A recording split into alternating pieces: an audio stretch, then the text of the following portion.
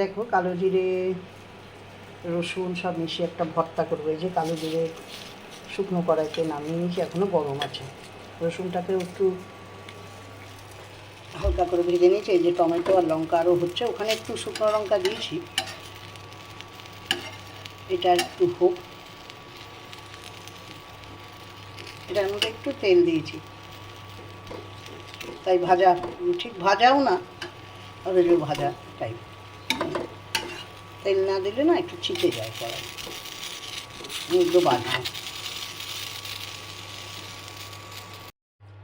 এই দেখো এগুলো হয়ে গেছে, ঠান্ডাও হয়ে গেছে। আমি এবার মিক্সিতে সব পেস্ট করব। ঝালটা নিজেদের ইচ্ছা মতো দেবে। এই লঙ্কাগুলো খুব ঝাল, তাই আমি 3টে দিয়েছি, আর 3টে শুকনো লঙ্কা দিয়েছি এখানে। হ্যাঁ, 3টে আছে। আর এইটা দেবো, প্রচণ্ড ঝাল।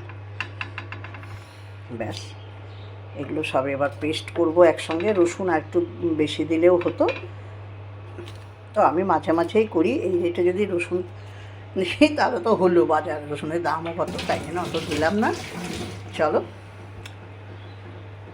এবার পেস্ট করে নিই।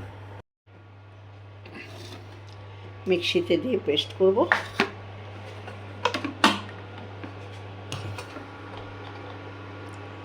এদিকে আমার ভাত হচ্ছে, দেখো।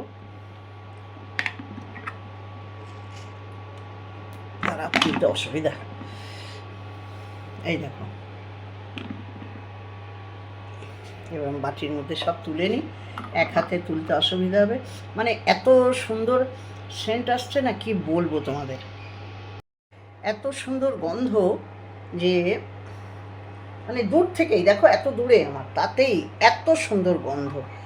যারা করনি তারা করো। চলো আমি এটা ভালো করে ঢেলে, এই দেখো একটু লবণ দিয়েছি, আর কাঁচা তেল অল্প দিয়েছি। এর মধ্যে ধনে পাতাও দেওয়া যায়, আমি আগেও তোমাদের দেখিয়েছি, যারা দেখোনি তাই তাদেরকে দেখালাম।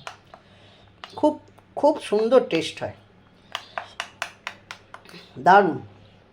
মানে এখনই আমার জিভে জল চলে আসে। এই দেখো,